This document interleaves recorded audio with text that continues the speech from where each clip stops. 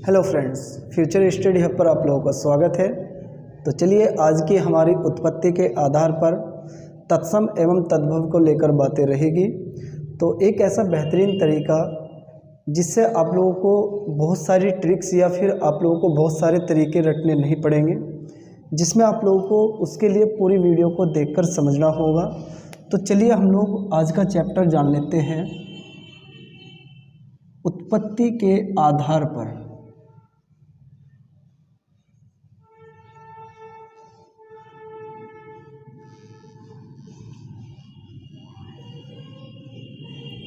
जिसमें हम लोगों ने 4 ग्रुपों में इसको बांटा था, जिसमें से मैं एक अलग से चैप्टर की हम लोग आज बात करेंगे और वह है आज हमारा तत्सम एवं तद्भव शब्द, क्योंकि शब्दों से रिलेटेड हमारा चैप्टर चला हुआ है ये। तो चलिए, अगर यहाँ से हम लोग तत्सम को लेकर बातें करें और यहाँ पे हम लोग तद्भव को, तो उसके अंदर हम लोगों को क्या सीखने को मिलेगा, चलिए देख लेते हैं।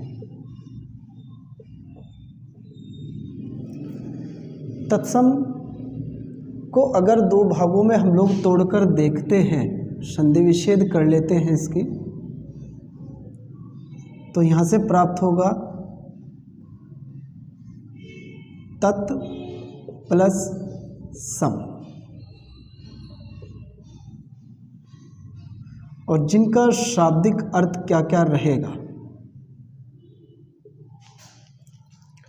तत् की बात अगर हम लोग करें तो हम लोग कहते हैं उसके, प्लस सम मतलब समान। जब इन दोनों शब्दों को आपस में हम लोग कलेक्ट करते हैं तो क्या प्राप्त होता है, उसके समान। उसके समान मतलब किसके, अर्थात संस्कृत के समान।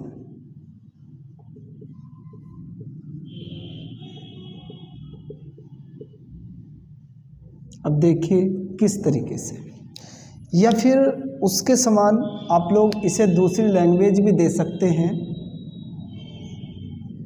ज्यों का त्यों, मतलब उसके समान मतलब उस जैसा। अब किस जैसा, जैसे फॉर एग्जाम्पल के माध्यम से हम लोग समझे इस चीज़ को। बहुत सारे हमारे जो टीचर लोग होते हैं वो कुछ वर्ड्स हमें या फिर ट्रिक्स अलग अलग करके बता देते हैं कि आप लोग इन चीज़ों को रट लो तो तत्सम तद्भव क्लियर हो जाएगा। लेकिन एक तरीका मैं आप लोगों को बता रहा हूँ, आप लोग क्या देखना है। आप लोगों को बहुत सारी ट्रिक्स से हम लोग नहीं रट सकते। जैसे मैंने यहाँ पे लिखा अग्नि, या फिर मैं लिख लेता हूँ पवन, या फिर मैं लिख लेता हूँ वानर, या फिर मैं लिख लेता हूँ क्षेत्र, या फिर मैं लिख लेता हूँ अश्रु। ऐसे बहुत सारे वर्ड्स जिसको मैं नहीं रट सकता, ना मैं वे ट्रिक्स याद रख सकता, ना वे ट्रिक्स हमारे काम आती है जो हमें कुछ यूट्यूबर या फिर हमारे कुछ टीचर्स लोग हमें समझाते हैं वो चीज़ें। क्योंकि उससे रिलेटेड जब भी कभी हम लोग कॉम्पिटिटिव एग्ज़ाम में बैठ पाते हैं, वे क्वेश्चंस हमें कभी नहीं देखने को मिल पाते थे, उन चीज़ों का फ़ायदा क्या। तो इसलिए कहता हूँ, देखो पढ़ने के लिए हमेशा कॉन्सेप्ट का क्लियर होना बहुत आवश्यक है, और जब तक कॉन्सेप्ट क्लियर नहीं करोगे तब तक कोई भी एग्ज़ाम आप लोग क्लियर नहीं कर पाओगे। और हम लोग क्या करने के लिए आते हैं, एग्ज़ाम करने के लिए तो आते हैं ताकि हम लोग जल्दी से जल्दी जॉब ले सकें, या फिर आप लोग बस ट्रिक्स के आधार पर चलते रहोगे। तो चलिए वो तरीका समझें किस तरीके से। उसने कहा उसके समान अर्थात संस्कृत के समान, ये हमारे वे वर्ड्स हैं जो संस्कृत के अंदर से उठाए गए हैं और उन्हीं चीज़ों को हम लोग बोलते हैं तत्सम। अब आप लोग कहोगे कि सर आपने क्या बताया है, तो चलिए अभी बता रहा हूँ। अब अगर इसको भी हम लोग दो भागों में तोड़ते हैं, तद प्लस भव। अब इसके भी शाब्दिक अर्थ को जान लेते हैं। तद का मतलब क्या होगा और भव का मतलब क्या होगा। तद का मतलब मेरा यहाँ पे होगा उससे, प्लस भव मतलब होना। और जब इन दोनों शब्दों को आपस में कलेक्ट करके देखा जाएगा तो क्या प्राप्त होगा हमें, उससे होना।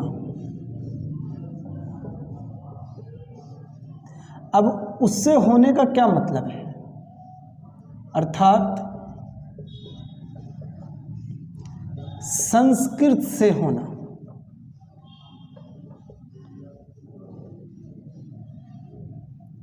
अर्थात किससे होना, संस्कृत से होना। अब देखो किस तरीके से, अगर मैं कहूं अग्नि का शाब्दिक अर्थ क्या है, अग्नि को आप लोग आग बोलोगे या नहीं बोलोगे, पवन को हवा बोलते हो या नहीं बोलते हो, वानर को आप लोग बंदर बोलते हो नहीं बोलते हो, क्षेत्र को खेत बोलते हो नहीं बोलते हो, अश्रु को आंसू बोलोगे या नहीं बोलोगे। मैं लिख रहा हूं यहाँ पे एग्जाम्पल। आप लोगों ने अग्नि को बोला आग, आप लोगों ने पवन को बोला हवा, और वानर को बोला बंदर, और क्षेत्र को बोला खेत, और अश्रु को बोला आंसू। मैं इन्हीं वर्डों से ही बस क्लियर करा दूंगा वो कॉन्सेप्ट। आप लोग कितना भी डीपली क्वेश्चन करो, यहाँ से अलग कुछ भी नहीं कर पाओगे। अब देखिए कैसे, जिसका अर्थ निकाल सकते हो, जिसका अर्थ आप लोग निकाल सकते हो, वो तो होगा हमारा हमेशा क्या, तत्सम। जिसका अर्थ नहीं निकाल पाओगे वो मेरा क्या होगा, तद्भव। जैसे अग्नि का अर्थ आप लोग निकाल पाए आग या नहीं, पवन का आप लोग हवा निकाल पाए या नहीं, वानर का बंदर निकाला या नहीं, क्षेत्र का खेत निकाला या नहीं, अश्रु का आंसू निकला या नहीं। अब आंसू का अर्थ बता सकते हो आप लोग मुझे, नहीं बता सकते। जैसे आप लोग, मैं लिखता हूँ हस्त, मैंने लिखा एक वर्ड हस्त, क्या हस्त का कोई अर्थ होता है, हाँ जी, क्या होता है, हाथ होता है। तो ये जो हाथ आप लोगों ने लिखा, जिसका अर्थ होगा, जिसका अर्थ निकलता होगा वो मेरा क्या कहलाया जाएगा, तत्सम। और जिसका अर्थ नहीं निकाल सकते वो मेरा तद्भव की श्रेणी में आएगा। अब कोई सा भी वर्ड उठा लीजिए, अब आप लोग जो मर्जी हो आप लोगों को वो उठा लीजिए। जैसे आप लोग उठाते हो तृण, उठा लिए तृण, आप लोगों ने उठाया तृण। तृण क्या होता है, तृण, तृण होता है तिनका। तिनका होगा या नहीं होगा, तो आप लोग समझ लेना कि जिसका हम लोग अर्थ निकाल लेंगे वो होगा हमेशा तत्सम। नोटेड में अगर लिखना चाहते हो तो लिख लो, मैं बोल रहा हूँ नोटेड करके लिखेंगे आप लोग। जिसका अर्थ निकाला जाता हो वो हमेशा तत्सम होगा, और जिसका अर्थ नहीं निकलेगा वो हमेशा मेरा क्या कहलाया जाएगा, तद्भव कहलाया जाएगा। बस यही मेरी वो शॉर्ट ट्रिक थी जो आप लोगों तक पहुंचानी थी। आप लोग ये तरीका अपने प्रैक्टिस सेट या किसी हिंदी की किताब के अंदर अप्लाई करके देखना, आप लोगों को क्लियर होगा।